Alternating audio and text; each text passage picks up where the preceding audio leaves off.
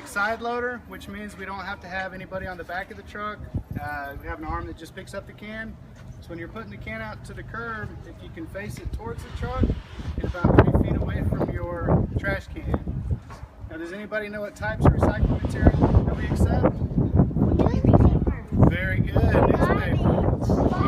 Bottles. Very good. So I got a cardboard. All right.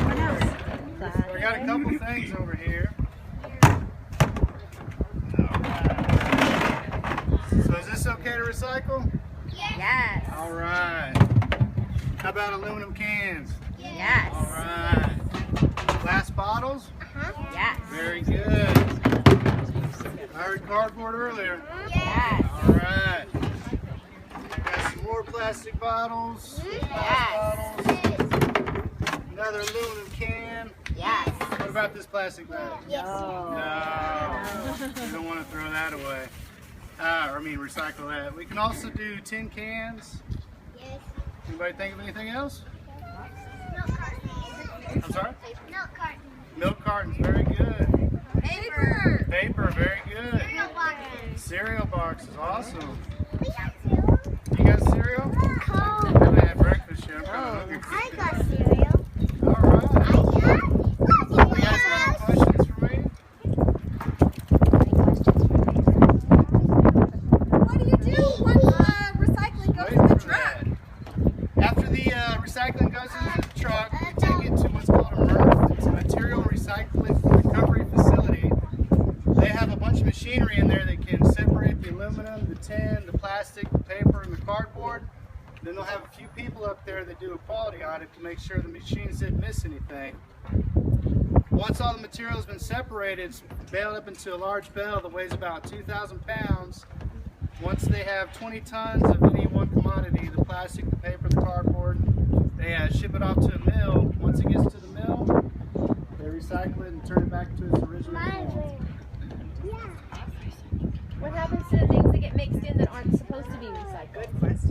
They normally bale that up as what's called just a mixed bale, and that normally goes to the landfill. Does the machine know to sort that stuff out? I'm sorry? Like if a plastic bag ends up, how does it get sorted out? That's when the quality audit comes through.